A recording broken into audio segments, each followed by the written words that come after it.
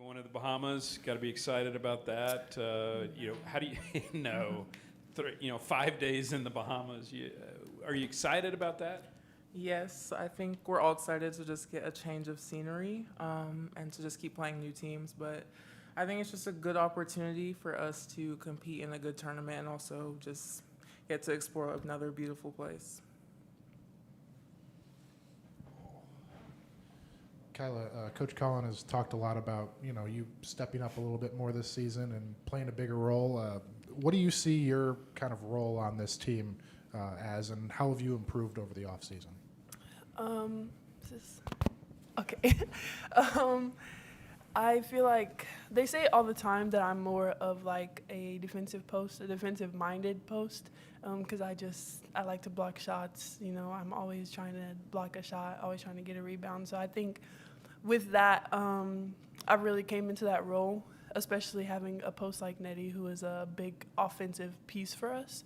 I think, that's just my role. I've come into that. They've talked to me about it like a million times since I've been here, that I can be a big piece on either side of the ball, but I naturally gravitate towards defense. So that's really what we've been working on. And when I have individuals and stuff, it's like working on blocking shots, working on rebounding, offensive rebounding, getting us extra possessions, stuff like that.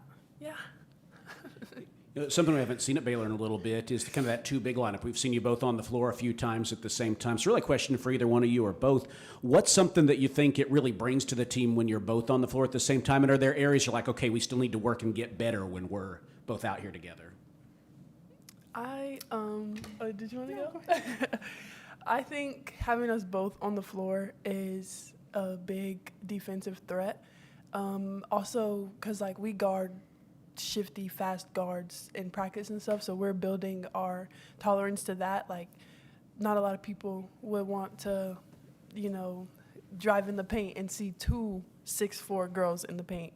I don't think very many guards are going to want to go in on that. And then on offense, it brings a lot of congestion into the paint, having us both down there as a scoring threat.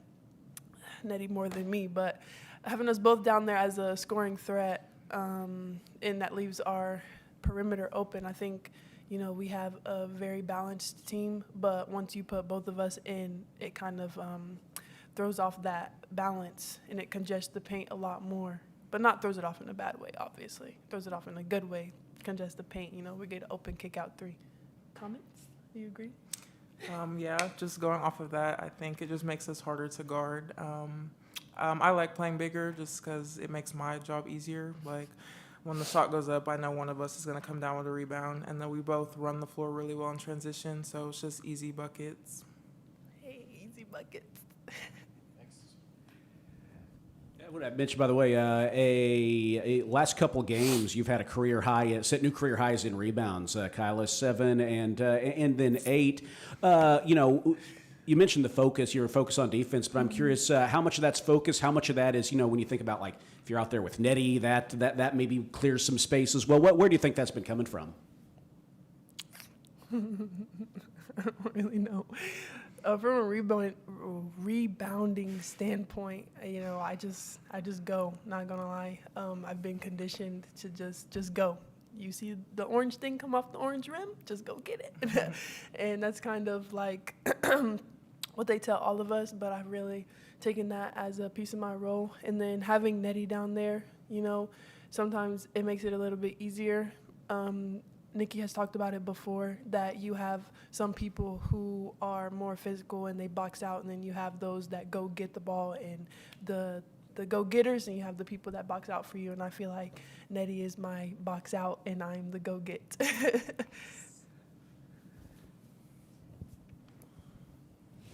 Nettie, I know we're only 4 games in or so. Are you feeling more comfortable? Can you sense you're kind of getting used to things around here and around Baylor? Yeah, I think each game we play, I get a little bit more and more comfortable. Just learning my teammates and then them getting to learn me. And then it's just fun to see the things we work on in practice translate into the game. So yeah, I definitely think I've gotten more comfortable as we play. I feel like you can tell just watching the games, I'm just in better positions to score or better places to get my teammates better shots. Has it been hard to get Nettie part of the team? Like, what is that? I'm sure it hasn't been hard, but what's it been like adding her to this group? I think Nettie was the missing piece that we needed. You know, if you look at the past 2 years that I've been here, since my freshman year, we haven't had much of a threat in the post, and we've often had people playing out of position to come in the post. And I feel like Nettie was the piece that we needed, and you know, she's translated that very well on the court. And in the last couple of games, I think it only took her like 2 or 3 practices to really get accustomed to what we're doing and everything. And, you know, as a team, it only took us 2 or 3 practices to be like, okay, you know, we're getting used to it. You know, there's still sometimes, you know, you can see that we're, as a team, not used to posting up and throwing into the post and everything. But I think as a unit, collectively, we're still working on it, but I think we're doing good. One more. Kyla, does defense fire you up? Like, do you get excited about playing defense and stuff? You mentioned rebounding and stuff, but does defense do that too? Yes. Defense is very, I don't know how to explain it. Like, it's always come naturally to me. It's the most fun part of the game to me. I know sometimes, you know, I be messing up and stuff, but that's the most fun part of the game. You know, blocking a shot is like the most exhilarating thing to do. You know, feeling the ball come into the palm of your hand and then seeing it go flying, like, it's fun. I don't know how to explain it. It's fun. Nettie, you fouled out in that last one. Some of them were kind of questionable, but how do you try to stay out of foul trouble? And do you think maybe, I don't know, sometimes big girls just get called for fouls? Yeah, I think I just need to be more disciplined. I know that was something that I struggled a lot with my sophomore year. I think I fouled out of probably every game I got in. So I've definitely improved a lot, but last game, yeah, there was a lot of fouls that I should have just not went for them or just been more sound on defense. And I'll fix that in the next game. I'll definitely be smarter because I know that it hurts my team if I'm in foul trouble and I can't contribute. So.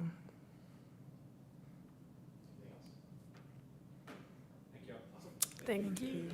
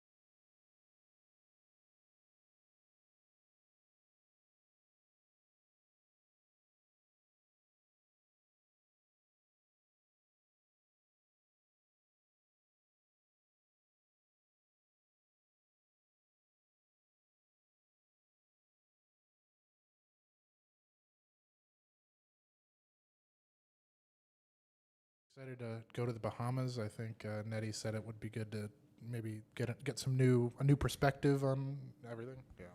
A new perspective. Like, okay. All right. The vibes are high. I would say that we had to reel them in today because I think they're all packing right now in their mind while they're trying to play basketball. So hopefully once we're there, we can refocus. It's kind of like the last practice before Christmas or the last, we just, had to keep bringing them back to, okay, we're here right now. Let's accomplish something while we're here.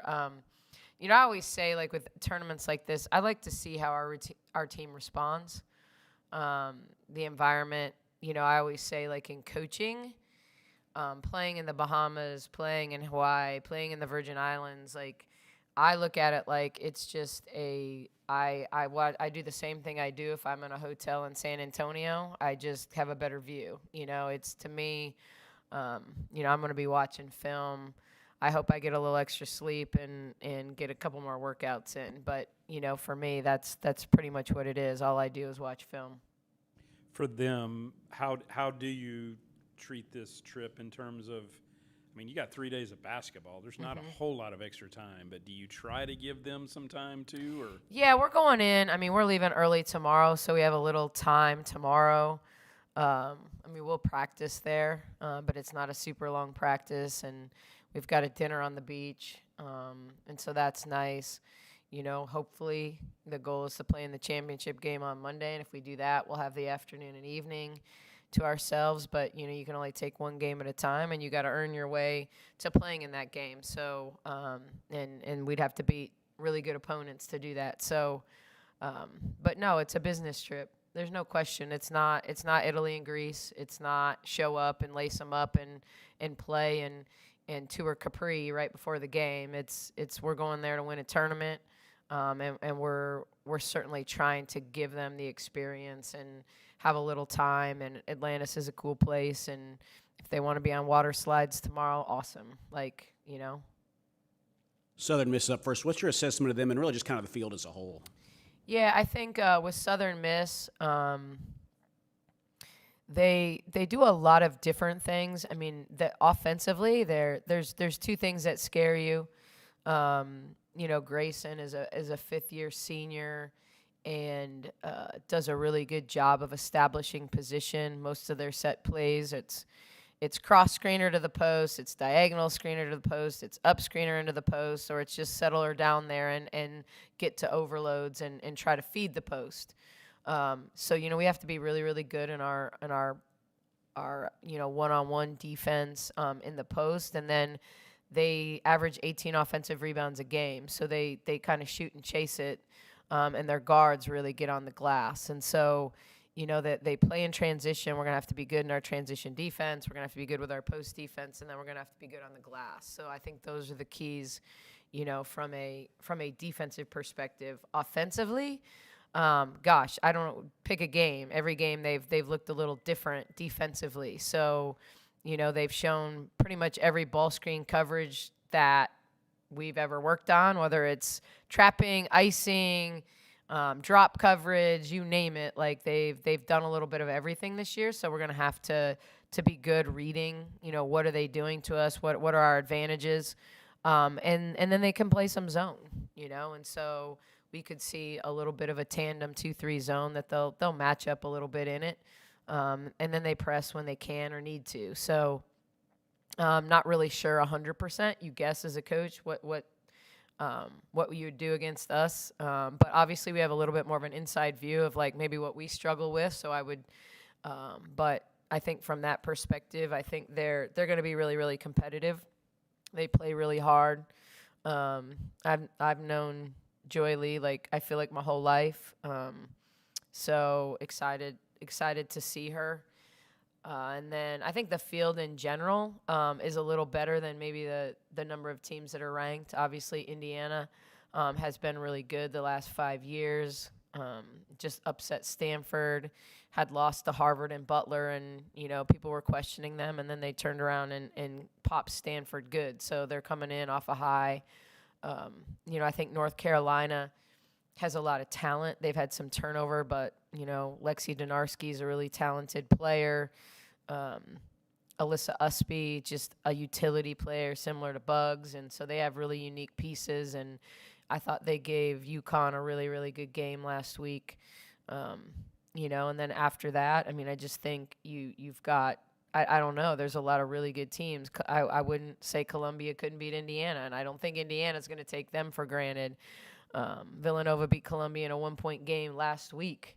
That Columbia missed 2 free throws with 1 second to go that could have won the game. So I think a really competitive field. I want to ask you about Kyla, too. She kind of came alive talking about playing defense, and I'm curious, how much do you see that in practice? And as a coach, coaching players up, is it fun? Is it different to have a player who seems to think defense first? I don't think anyone thinks defense first. I wish that were true. I think Kyla needs love on offense too. I think she's more motivated defensively when she can get a layup, an offensive rebound, a put back. But I do think players today, like whatever we affirm them for, and I think they embrace that more. And I think there's no doubt that we've challenged her to be a rim protector. We see her value in terms of her ability to use her size and athleticism around the rim. She's tracking the ball better than she ever has. So she's impacting the ball at the rim. We're asking her to play a little more on the perimeter at times and defend. She's certainly physically capable of doing that. I think she gets frustrated when she doesn't score. But I think what she needs to realize is the impact she can have. And we tell her this, and we'll keep telling her this. We're not going to run plays to her the same way we do Nettie. They're not the same player. But what Kyla can do is put pressure on the rim by rim running. She can put pressure on the rim by setting good screens and rolling. And then, she can be somebody who rebounds. And I think if she rim protects, rebounds, runs, and sets screens, she's going to be in really good position to help us. And so, she could easily, to me, come in the game, play 15 minutes and get 6 points, get 1 rim run layup, get 1 offensive rebound put back, and get a roll to the rim off of a screen in transition, a screen in the half court. But we don't need to play to her and play through her. We need to let her do what she does and play with energy and get us extra possessions. And so I do think she's impacting us positively. We've just got to get her in that mindset of, we don't need a triple move in the post.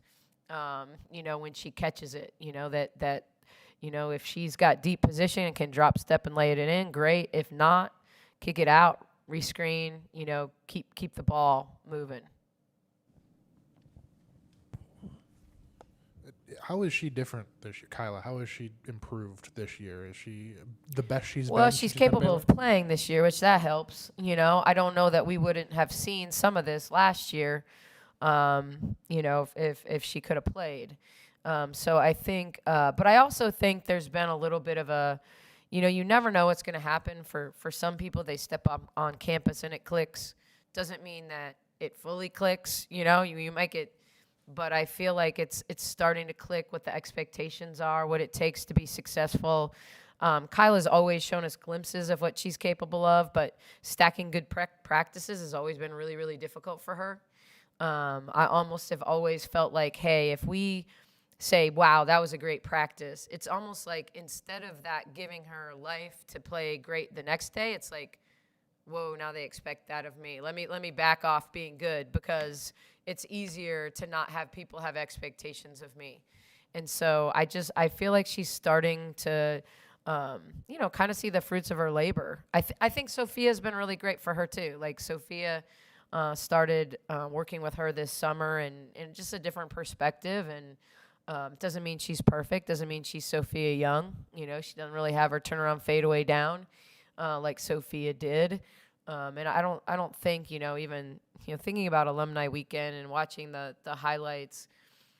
I've like tried to explain to Sophia, like, one of the great challenges in coaching is that you can want something for a player because you see something in them, but they have to want it for themselves. And it's a very hard thing sometimes to not, like when you're someone like Sophia that competed on every possession, and you could just see her, like, she was so demonstrative, like in terms of her celebrations and even the way she celebrates the girls now, but they don't all have that same fire. They don't, and so, pulling a little bit more out of Kyla is valuable to us. Will she be Sophia Young? No, but I think it's a little bit of that, like just really finding like her place and feeling like, okay, there's not that much pressure to be Nettie's backup, but I can come in and I can provide the team something. And so I think she's just kind of fully embraced that.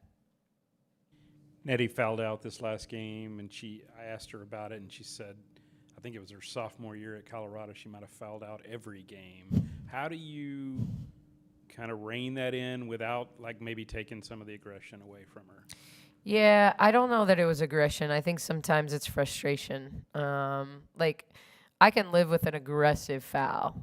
To me, the post-up foul didn't bother me. An elite screen, that doesn't bother me. Like, you set a really good screen. I don't get too worked up about those. The two slaps at the end for no reason, those are frustration, and I just, she's got to, like, stay locked in mentally, physically. You don't want to have one of those. I thought she got away with a couple reaches early in the game, and I had already said you just can't do that. Like, you can't put yourself in position 3 minutes or 4 minutes into the game of having the opportunity to wall up on someone and then at the last minute wanting to karate chop them. It's just, you don't need to do it. Like, you've done your work. If you've walled up, make them score over you. If they score, they score. If not, let's get the rebound. You just don't want to bail people out. And so we've just got to get our hands out of the cookie jar.